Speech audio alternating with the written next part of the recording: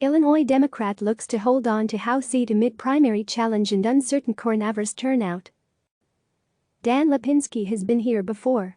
The 8-term congressman, one of the few remaining Democrats in the House who opposes abortion rights and voted against the Affordable Care Act, is on Tuesday once again facing a progressive primary challenge from Marie Newman, whom he narrowly defeated 2 years ago. But for many reasons, 2020 may not be like 2018, not the least of which is a pandemic that may shape turnout in this Chicago area district. Both sides have been encouraging early voting, and the coronavirus has already pushed some states to delay their primaries. The primary in Illinois' 3rd Congressional District is another test of whether a progressive female candidate can unseat a blue dog Democrat, whose local loyalties might be fading as his district changes, and whether the House Democratic Conference will be even less of a big tent on abortion rights. Lipinski won by just 2 points in 2018 by mobilizing the Chicago political machine, which first helped his father, and then him, come to Congress. But that machine isn't what it used to be. Chicago Mayor Lori Lightfoot, the city's first black female chief executive, is backing Newman. "I think they have the ability to turn out these suburban voters," Chicago-based Democratic strategist Pete Greco said of Newman's operation. The question becomes, is the rickety old machine any good at pulling people out in the middle of a coronavirus outbreak? I think you gotta call it a toss-up. In a similar fight earlier this month, though, more moderate incumbent Democrats have won. Representative Henry Cuellar of Texas, one of the few other Democrats in the House who votes against abortion rights, survived a challenge from his former intern, immigration attorney Jessica Cisneros. Like Newman, Cisneros ran with the support of the progressive group Justice Democrats, which was behind New York Representative Alexandria Ocasio-Cortez's rise, and the backing of Emily's List, which spent more than $1 million on the Texas race. Justice Democrats is also backing another challenger to an incumbent on Tuesday in Morgan Harper, a former senior advisor to the Consumer Financial Protection Bureau, who faces an uphill battle trying to unseat Representative Joyce Beatty of Ohio. But in Illinois, this is Newman's second go-around, and she argues she's in a better position than when she was a first-time candidate 2 years ago.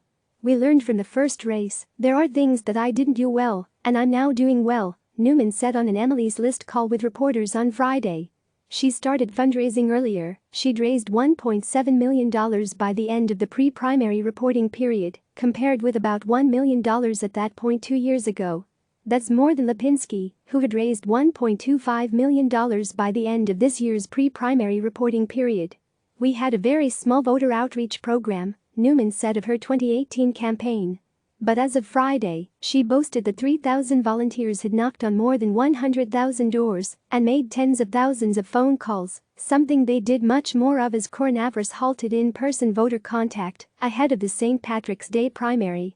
"The team may even do a little Irish dancing," Newman joked, "so we keep our hands down." Newman won earlier support from major reproductive rights groups, some of which had been slow to coalesce around her in 2018. A coalition of groups including Emily's List, NARAL and Planned Parenthood has spent $1.4 million backing her. "We need a real Democrat with a real plan," Newman said Friday. She paints herself as the true ally of congressional Democrats, thanking my friends in Congress for their work on a coronavirus stimulus package. Over the weekend, she knocked Lipinski, who was back in the district early Saturday, for not voting on the legislation. He was prepared to fly back to D.C. to vote for the package, but after conferring with House leadership, they told him they had reached a bipartisan deal and his vote wasn't necessary, Lipinski's office spokesman Phil Davidson told CNN in an email Monday. He definitely would have been a yes vote. Lipinski's campaign did not respond to CNN's request for comment. Lipinski held a town hall on the coronavirus Saturday morning, which 24,000 constituents dialed into, according to his office. Neither Newman nor Lipinski endorsed a presidential candidate, but several of them backed Newman as they looked to solidify their progressive bona fides last year. The only progressive remaining in the race, Senator Bernie Sanders of Vermont, trails former Vice President Joe Biden in the delegate count. Newman may benefit from a presidential race that's energizing base voters who side with her, not Lipinski, on issues like abortion. Biden has tended to do well in the suburbs, and that's where much of Newman's support came from in 2018, too. The bigger question is, do a lot of older folks not vote on election day? And if that's the case, Lipinski's got a problem because his vote skews way old, Greco said. Another unpredictable wrinkle is that the state's primaries are open. Without a competitive presidential primary and little chance of the GOP nominee at the congressional level advancing, Republicans may opt to pull a Democratic ballot and vote for Lipinski as the conservative choice. And unlike 2 years ago, Newman is now one of 3 Democrats running, which could split the anti-Lipinski vote. Serving on the Transportation and Infrastructure Committee and chairing the subcommittee on railroads, Lipinski touts his service to the district. Although he voted against Obamacare in 2010, he's opposed GOP efforts to roll it back and argues that Newman poses a greater threat to the law because she supports Medicare for all. The Chicago Tribune editorial board took his side, writing that such massive government spending programs are unworkable and unaffordable. But it's not clear there's much of a concerted effort to save someone who's so out of the mainstream of the National Democratic Party, especially since the district, which backed Hillary Clinton by 15 points in 2016, is likely to remain in Democratic hands, regardless of who wins the nomination on Tuesday. The Democratic Congressional Campaign Committee has promised to blacklist all consultants who work for primary candidates against incumbents.